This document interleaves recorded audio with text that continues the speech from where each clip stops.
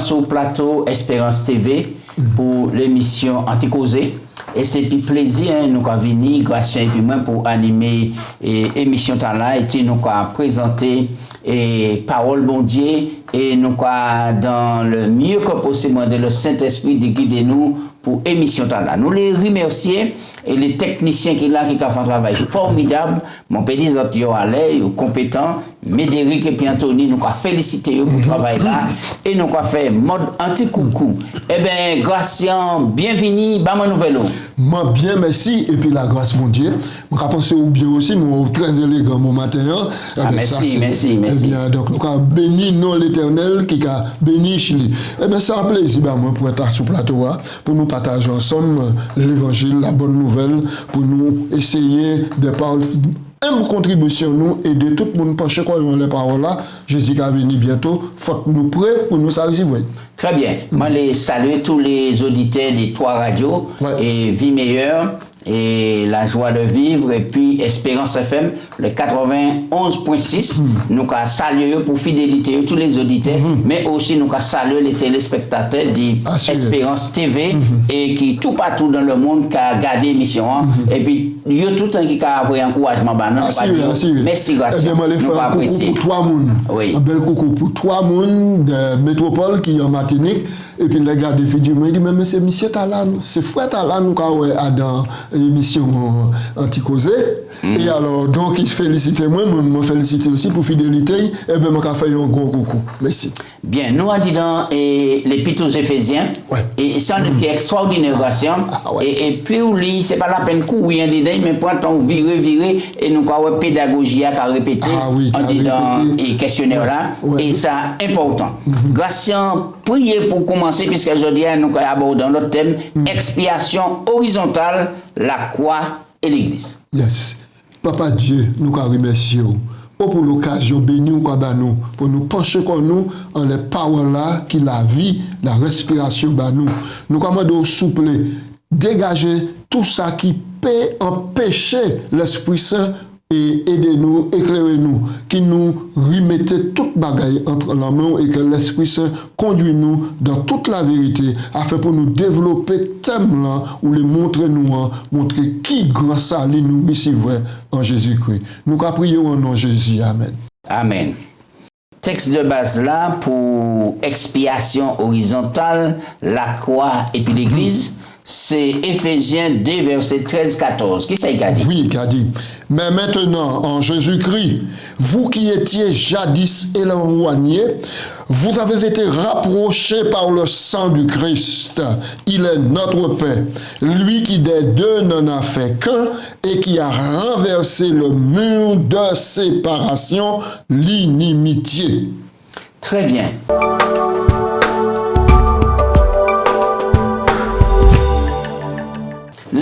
Et Paul qui a présenté le texte là comme ça, rapprocher en Christ, c'est qui ça pour Gratien? Rapprocher en Christ, ça veut dire que là où Jésus vini et puis il baille la vie, il pas garder couleur la peau, il pas garder pays ou il pas garder ça ou connaître, ça ou pas connaître, mais il fait un sacrifice, c'est pour rassembler les êtres humains à un seul peuple. Oui, alors, là, nous avons des textes là, pour nous garder, comparer Éphésiens 2, verset 1 à 3, et puis Éphésiens 2, verset 11 et 12. Est-ce que ce n'est pas parce que nous sommes éloignés à cause du péché que le rapprochement est indispensable? Oui, ça c'est indispensable. C'est pour ça que je dis, il finit par garder pour la pour personne. Pour qui? Parce que tu es un handicap au départ. Un handicap au départ, c'est le péché. Le péché quand mettait au dos à dos. Et puis bon Dieu, il a éloigné du bon Dieu. Là où Isaïe 59 verset 1er, il dit, mais non, la main éternelle par contre, mais c'est péché qui mettait séparation. Entre vous et puis bon Dieu. Mais bon Dieu qui est riche en miséricorde, à cause du grand amour, il voyait Jésus pour nous qui étions dos à dos et puis nous qui étions éloignés, nous qui étions au fond gouffre là, Jésus venu pour tirer nous et puis séparer barrière là. Première barrière là, c'était le péché qui était empêché nous communiquer et puis bon Dieu. Et nous avons à Éphésiens, deuxième barrière là, c'est que les hommes mettaient des barrières, ça qui tenait la connaissance, mettaient barrière pour empêcher, ça qui pas ni la connaissance à accéder au salut. Oui, là, on a dit ça, et on a fait allusion au peuple juif, qui à quoi à la supériorité des nations, et surtout qui était un mépris pour les païens. C'est ça. Et c'est ça, Paul, maintenant, nous a développé ici, là, nous a lu Ephésiens chapitre 2, verset 1er. Oui. Nous a lu que vous étiez morts par vos offenses et par vos péchés, dans lesquels vous marchiez autrefois selon le train de ce monde, selon le prince de la puissance de l'air, de l'esprit qui agit maintenant dans les fils de la rébellion. Et Paul a associé quoi? Il a dit juif là aussi. Nous aussi, nous étions de leur nombre. Nous vivions autrefois selon les convoitises de notre chair, accomplissant les volontés de la chair et de nos pensées, et nous étions par nature des enfants de colère comme les autres. Oui, on nous restait là un moment. Et le texte là a dit que les autres qui étaient morts par offense autres et puis par péché autres. Oui. Ça veut dire que on peut être vivant et puis mort. Expliquez-nous ça. Oui, alors donc on peut être vivant, on peut respirer, on peut marcher tout partout, mais comme on peut en connexion avec bon Dieu, vous comprenez? Comme le Saint-Esprit bon Dieu, oui, pas ni possibilité d'y travailler en disant, puisqu'on n'a pas qu'à ouvrir ou bien que tout le monde est vers le mal. Donc dans le péché. Ou dans le péché. Et la donc, finalité du péché, c'est. Salaire, le péché, c'est la mort. Romains 6, 23. Salaire du péché, c'est la mort. Donc maintenant, par rapport à cela, où on digue dans le péché, ou séparé du bon Dieu. Et c'est le bagage qui attend nous, c'est la mort. Mais là, quand on parle de la mort qui attend nous, c'est pas le sommeil de la tombe. Et c'est auquel qui nie en résurrection, là, Jésus qui est venu. Mais c'est la destruction totale de l'être, de Néphet, c'est-à-dire de l'être humain. Et c'est ça, bon Dieu te dit, le jour où vous en mangerez, vous mourrez. Et c'est ça, Paul, qui met en évidence là. Maintenant, Jésus descend dans les profondeurs de la terre pour nous arracher, nous, de la seconde mort. Oui. Et ça, on va passer du verset 4 là. Oui. Alors, verset 4 là, maintenant, c'est que Paul a décrit depuis le verset 1 jusqu'au verset 3, situation. Mais il a mis en mais. Et c'est mais qui n'est tout sens li. Il a dit mais Dieu qui est riche en miséricorde à cause du grand amour dont il nous a aimés. Nous qui étions morts par nos offenses, il nous a rendus à la vie avec Christ. C'est par grâce et c'est un cadeau. Bien. Et c'est important. Dieu qui est riche et en miséricorde à cause du grand amour. Et là, ça va voir nous à Jean 3,16. Jean 3,16, Dieu a tellement aimé le monde qu'il a donné son Fils unique afin que quiconque croit en lui ne périsse point, mais qu'il ait la vie éternelle. Donc, maintenant, Paul a adressé d'abord aux Juifs et puis il a dit comme ça. Maintenant, mais nous tous, nous sommes des nobles, nous tous, nous sommes des pécheurs.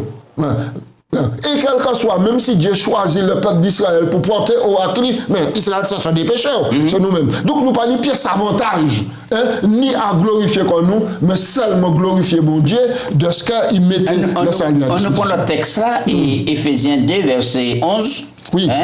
11-12. C'est pourquoi, autrefois, païens dans la chair, appelés incirconcis par ceux qu'on appelle circoncis. Alors là, il y a des mots à expliquer. Oui. Et qui le sont en la chair, par la main des hommes. Souvenez-vous que vous étiez en ce temps-là sans Christ, privés du droit de cité en Israël, étrangers aux alliances de la promesse, sans espérance et sans Dieu dans le monde. Bien. Et puis verset 13 on nous reste là. Ouais. Alors, qui ça au nous, puisque tout le monde a écouté l'émission, tout le monde a regardé l'émission, circoncis et incirconcis, c'est qui ça? En circoncis, c'est d'après indication bon Dieu te bat Abraham. Oui.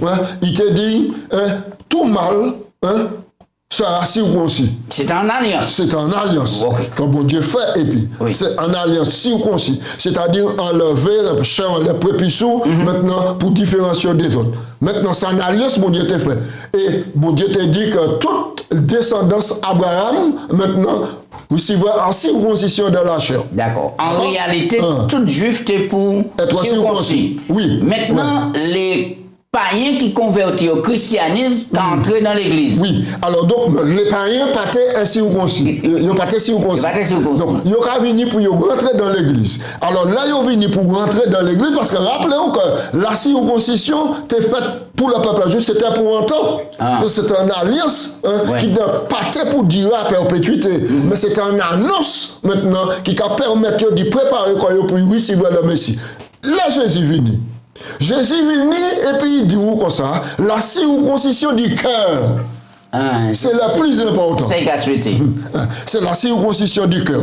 Par conséquent, maintenant, tout chrétien doit être circoncis de la circoncision du cœur. Et la circoncision du cœur, quand venu le rentrer dans les eaux du baptême. Ouais, très bien. Alors, verset 13, là, présent, il rentre en jeu. Verset 13. Mais il a dit, mais maintenant, expression mais maintenant, mais Dieu, mais maintenant, il a viré, et au verset 13, en Jésus-Christ, vous qui étiez jadis éloignés, vous avez été rapprochés par le sang du Christ. C'est le verset à nous lire tout à l'heure, car il est notre Père, qui des deux n'en a fait qu'un. Alors là, nous avons une petite explication pour ça. Bon Dieu choisit Israël pour te porteur de la bonne nouvelle. Israël te pour. Si vous avez bonne nouvelle là, les commandements, les oracles du bon Dieu, vive, mettez en pratique et puis vive et puis enseignez toutes les nations d'alentour. Israël prend les oracles là. Yo gardez pourquoi yo consigne yo ni crayon boum cœur et puis yo mettez en dedans yo mettez en dedans temple en râle pour tout juif circoncis rentrer pour adorer et puis yo mettez en mur soit pas circoncis ou pas ni doit traverser mur là et yo marché en la mur là en grec et puis en latin maintenant quiconque maintenant traverse un mur. Moun qui a traversé maintenant, c'est au prix du sang. Ça veut dire qu'il y a lapidé. Alors, l'on a regardé Mutala qui là, ça veut dire que tout le monde qui pas juif et puis qui pas circoncis, pas accès au temple et le salut privé. Oui, maintenant, salut privé. Est-ce que nous, chrétiens, aujourd'hui, nous n'y un mur de séparation? Oui, nous n'y un mur de séparation. Je me rappelle, bon Dieu suscite l'église adventiste du 7e jour. Pour présenter un message particulier. Nous voyons ça, tout trimestre passé. Le message des 3 anges, un message qui a invité tous les habitants de la terre à craindre mon Dieu, à bailler gloire, et puis mettez quoi dans les dispositions pour enseigner bonne nouvelle à la population entière afin que tout le monde prête pour le retour de Jésus. En majorité, les adventistes prennent un message et puis ils gardent pour quoi. Ils gardent pour quoi. Ils font fierté. Ils construisent grand temple, grand monument, grand rassemblement et puis ils négligent, partagent l'évangile. Et c'est exactement cela. Donc ils mettent un mur de séparation. Je dis, jour même, on dit dans l'église, nous observons que si vous venez sans cravate, ou bien vous venez puis en tennis et puis en chemise, pas même la prière aurait été faite. Ouais. Donc, nous croyons que c'est pas tes plans, bon Dieu. Alors, Pourtant, dans Ésaïe 56, bon Dieu dit les étrangers qui sont attachés à moi, qui sont gardés, et puis, ils les fait volontairement, moi, maison, moi, c'est quand une maison de prière, maison d'accueil, accueillir et puis faire venir. Un avance. Alors, qui ça qui comblait fossé là? Qui ça qui comble fossé là? Eh bien, Paul Kadou, c'est partie horizontale, la croix. La croix. C'est-à-dire, il brisait ça. Et alors donc, maintenant, il brisait inimitié, indifférence, haine, hypocrisie, haïssement qui était né entre un peuple et puis un autre. Surtout le peuple juif et puis les autres peuples. Jésus brisait ça. Et donc, comme il brisait ça, il a appelé les non-juifs et puis les juifs, c'est-à-dire, on devrait employer les deux mots qui employaient, païens. Et puis, juif, maintenant, a uni un seul peuple pour adorer mon Dieu. Alors, et c'est pour ça, est-ce que c'est pour ça, il a appelé ça la réconciliation? Est-ce que c'est un don de la croix?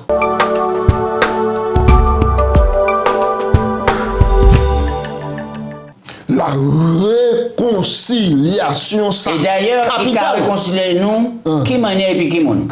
Mais Dieu qui est riche en miséricorde, il réconcilie nous. Il réconcilie nous et puis Jésus réconcilie nous et puis bon Dieu. Donc le péché te mettait en séparation. Dis ça, oui, le péché mettait en séparation. D'accord. En séparation. Mais puisque Jésus venu réconcilier nous et puis fait nous grâce, le bon Dieu qui a gardé nous, il a gardé nous à travers le garçon Yishli. Jésus c'est pont, c'est intermédiaire là. C'est pont. Il a gardé nous à travers Jésus. Jésus c'est pont, c'est lui qui venu. Alors donc, partie horizontale là quoi, qui permet que les deux extrémités rapprochent quoi. Là qui tenait haine, qui tenait animosité, là qui tenait mépris. Il tenait crachant l'autre, mauvaise considération pour l'autre, Jésus brisait ça. Ouais. Et puis, miracle là, c'est non seulement, devant mon Dieu, il nous considérer comme nous pas jamais péché, puisque c'est en Christ. Bon Dieu qui a gardé nous par rapport au salut fils de Christ, mais bon Dieu qui apprend, et le païen, et le croyant, et le non-croyant, il a rassemblé dans l'église là pour faire l'éducation.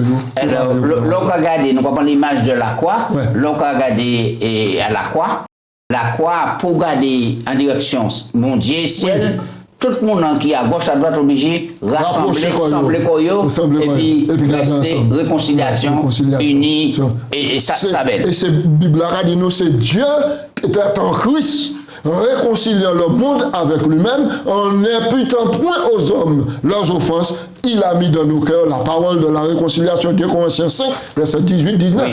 On nous partage ces points-là ici. On dit dans le contexte passage du semaine dans Éphésiens 11 à 22, la croix a offert 3 grands privilèges aux croyants. 1. Les non-juifs qui étaient loin de Dieu et de son peuple sont devenus proches. C'est ça nous expliquer. Oui.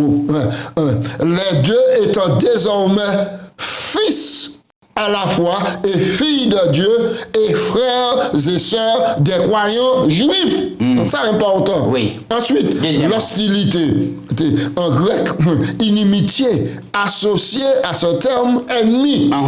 Entre croyants juifs et non juifs, elle est même tuée. Donc, la croix de Christ supprime ce qui semblait être un état permanent d'hostilité et de guerre entre des ennemis juifs et non juifs. Ensuite, point numéro 3, à la place de l'hostilité vient la réconciliation. L'objectif de Christ était de réconcilier avec Dieu les deux en un seul corps. Très bien, très bien. Et c'est important, et c'est ça, Éphésiens 2, 16. Oui, 16, oui. Très bien.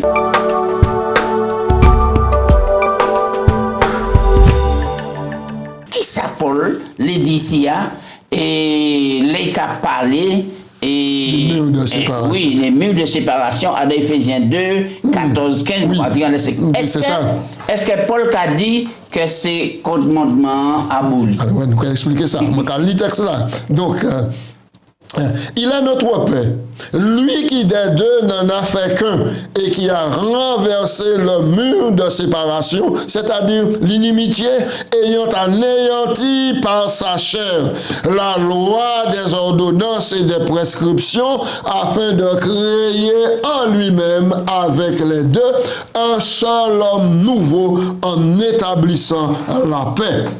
Ah, mi Paul dit, il y a aboli loi là, et les ordonnances. Et quoi ça nous raconte ça? La loi des ordonnances et des prescriptions. Loi des ordonnances et des prescriptions. Nous avons trouvé, ça nous parlait tout à l'heure, alliance là, bon Dieu était fait concernant la circoncision. Et puis Abraham, ça a fait partie des ordonnances. Il tenait aussi les ordonnances cérémonielles. Aussi, c'est ces lois-là qui abolit. Mais ni des gens qui disent c'est la loi morale qui abolit parce que c'est les juifs qui tenaient la loi morale. Et bon Dieu, ouais, ça n'est pas nécessaire pour les païens d'observer la loi morale, c'est-à-dire les 10 commandements. Il dégageait ça là et puis il fait de façon que sans loi, juifs et puis païen qui mettent quoi ensemble. C'est pas ça la Bible a dit. D'accord. En plus de ça, nous avons comme un texte, et Paul Cadou comme ça, manière loi parfait, manière saint, etc. Oui. Donc, Somme 19, verset 8, car la loi de l'Éternel est parfaite. Oui. Les ordonnances de l'Éternel. Romains 7. Romains 7, verset 12, il dit la loi est sainte et le commandement saint, juste et bon. Alors, ce qui est bon, est-il pour moi une occasion de chute, loin de là? Oui. Alors, si la circoncision était restée en mur et de séparation entre les juifs et les non-juifs, eh bien, nous croyons que Christ brisait tout ça à la croix et il réconciliait tout le monde. Donc, c'est ordonnance à la pas ni lieu d'être ni observer la circoncision parce que ça, Jésus, c'est entier circoncis. Très bien. Nous allons avancer.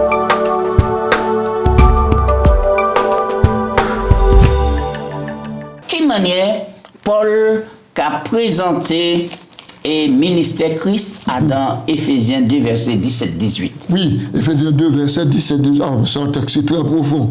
17-18.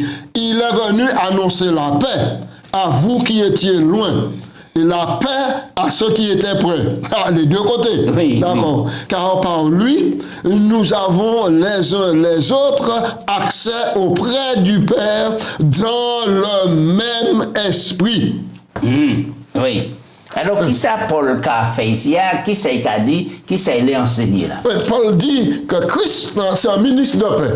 Il vient porter la paix. C'est pas la peine maintenant mettre en place ça, nous qu'on appelle dans le jargon des guerres de religion. C'est pas la peine de faire des guerres de religion en mettant des barrières. Mais où ça vous, pour de bon, il tenait un mur de séparation qui était qu'à empêcher les non-juifs entrer. On dit dans sanctuaire là pour adorer. Oui. D'accord? Paul, étant en prison, savent que c'est un problème à Éphèse. Mais bien sûr. Et là, il a commencé l'être là et puis le mot paix. Oui. Que la grâce et puis la paix vous soit donnée de la part de notre Seigneur Jésus-Christ. De Dieu et de notre Sauveur Jésus-Christ. Oui, alors donc, cette notion de paix là, c'est qu'a préoccupé Paul, parce que, je me rappelle que là, il a écrit le temps là, Paul en prison à Rome. Et donc, il a vu qu'il y a en division, il y a une guerre sans merci à cause de ces juifs-là qui ont fait excès de zèle pour demander les païens qui ont accédé à la foi circoncis. Oui. Alors, nous croyons que Motala et Pétala, c'est pas seulement en absence de conflit, mais il a raisonné dans le concept hébreu shalom. Et shalom qui a une expérience de plénitude et de bien-être, mais à la fois, on dit dans relation nous et puis Dieu et puis le prochain. C'est extraordinaire. Ah oui. C'est extraordinaire. Et puis nous avons rappelé que Jésus, tout au long du ministère, il parlait de la paix. Il dit, je vous ai parlé ainsi, et je vous donne ma paix. Je vous donne la paix, je vous donne ma paix. Je ne peux pas battre la paix pour le monde cabaye, mais que votre cœur ne se trouble point. Plusieurs textes de la Bible, dans les évangiles, qui montrent nous comment Jésus parlait de paix. Jean 14, 27. Oui. Jean 16, 33. Jean 20, verset 10. On nous prend ces textes-là. Et oui, on nous prend Jean 20. Verset 19, verset 21, verset 26. Et c'est important parce que il y a un monde gracien qui part en paix et puis quoi eux-mêmes et puis qui part en paix et puis bon Dieu et c'est pour raison là l'évangile pour prêcher pour rallier tous ces mondes là par le biais du Saint-Esprit et puis former un bel peuple à la gloire mon Dieu. Oui. Alors, Jean 20, verset 19. Le soir de ce jour qui était le premier de la semaine, les portes du lieu où se trouvaient les disciples étant fermées à cause de ce qu'ils avaient des Juifs, Jésus vint se présenta au milieu d'eux et leur dit, la paix soit avec vous. Très bien, verset 21.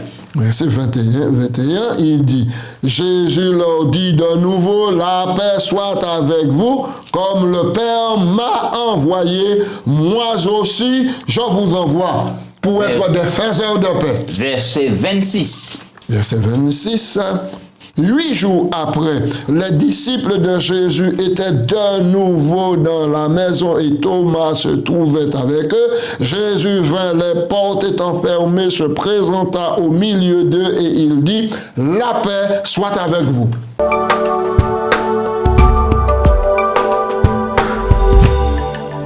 Qui image Paul est qu'a utilisé pour montrer nous entre juifs et puis non-juifs en disant l'église là. Alors, il a présenté plusieurs images. Hein? Ouais. Hein? Alors, on nous regarde ça. Nous allons lire Éphésiens 2, verset 11 à 22, c'est un contexte. Oui. Éphésiens 2. Comme nous avons presque toutes ces parties là, on nous prend à partir du verset 18. Oui, au verset 18, oui, ok. Car par lui, nous avons les uns les autres accès auprès du Père dans un même esprit. Ainsi donc, vous n'êtes plus des étrangers, à mon content texte là, ni des gens du dehors, mais vous êtes concitoyens des saints gens de la maison de Dieu. Vous avez été édifiés sur le fondement des apôtres et des prophètes, Jésus-Christ étant lui-même la pierre angulaire. Et tout l'édifice, bien coordonné, s'élève pour être un temple saint dans le Seigneur. En lui, vous êtes aussi édifiés pour être une habitation de Dieu en esprit. L'Église. Texte à la fin. Les Paul a fait mention de l'église ici comme étant le temple de Dieu. Est-ce que c'est bâtiment qui a présenté ou bien l'individu? Ah mais non, Paul qui a présenté l'individu, ça n'a pas été une pièce sens. Pour Jésus venu, moi, un bâtiment. Un bâtiment. Non, mais maintenant c'est l'église, mon Dieu, construit de pierres vivantes. Et ces pierres vivantes-là, c'est les humains, c'est les personnes qui composent l'église. Assez souvent, nous n'y beaucoup plus attention à des bâtiments pour nous peiner, pour nous tirer toute la poussière, mais nous pas une pièce de considération pour ces pierre vivante là qui c'est mon nom qui a venu à bâtiment pour nous bailler un accueil chaleureux, bailler une fraternité et yo dans la croix dans la bailler en lait spirituel pour yo croître en grâce. L'église comme édifice, comme bâtiment, comme peuple de Dieu, c'est ça. C'est l'individu converti, au centre, rempli du Saint-Esprit, il a venu en temple, à édifice. En temple saint. Et les tout rassemblés, c'est l'Ecclésia. L'Ecclésia. Maintenant, on nous prend l'autre image là, verset 16. Et de réconcilier l'un et l'autre en un seul corps. Oui. Avec Dieu par la croix en détruisant l'inimitié. L'Église devient un corps. Oui, alors pour quelle raison Paul qui prend l'image là, l'Église c'est un corps? L'image du corps, ça veut dire que le corps il fonctionne, il a tout membre. Il a tout membre. C'est-à-dire, dans l'Église qui est un corps, personne n'est pas supérieur à d'autres. Et ce n'est pas problème là, nous parce que nous croyons que nous pouvons écraser les autres, nous intelligents, nous bons orateurs, nous avons des dons de musique, etc. Et par rapport à cela, nous pas considérer certains comme très bas. Et c'est ça. Et puis donc surtout, et puis ouverture d'esprit nous avons dit l'évangile là.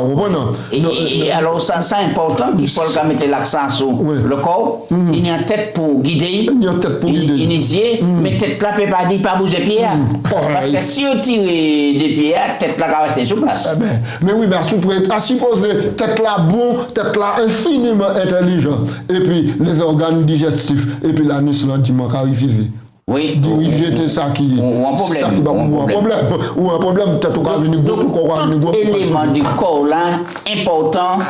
Et surtout, le bien coordonné pour avancer à son direction Jésus. À son direction le Saint-Esprit, ça va venir en offrande. Et nous avons que l'église là tellement machin, parce que bon Dieu, Jésus, Paul dit nous que c'est l'église qui a fait connaître aux puissances démoniaques. Et non seulement aux puissances démoniaques, mais aussi à tous les habitants du monde qui pas péché. C'est la réaction de l'église qui a fait connaître l'infinie sagesse et puis puissance, bon Dieu. Alors que les juifs ont mis l'accent tellement sur le bâtiment, ils étaient qu'à priver les non-juifs accès au bâtiment. Mais c'est ça. Christ vient briser barrière là pour montrer que et qui juif, qui non juif, ils ont accès parce qu'ils ont tous les deux qui viennent des temples. Mais bien sûr, un Corinthiens 6, et que nous ne savons pas. Quand vous êtes le temple du Saint-Esprit, et que l'Esprit de Dieu habite en vous. Donc, nous croyons que... Alors, mettez-le des petits passages ça là, la fin là, pour nous finir, puisqu'elle est arrivée. Paul utilise... Ouais.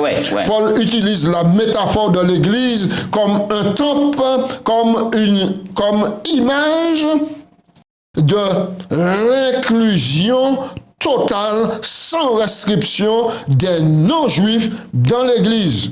Autrefois exclus de l'adoration, dans les parvis d'Israël, du temple, ils ont désormais accès, mais ils deviennent par ailleurs eux-mêmes des matériaux, c'est important, de construction du nouveau temple conçu comme une habitation de Dieu dans l'esprit.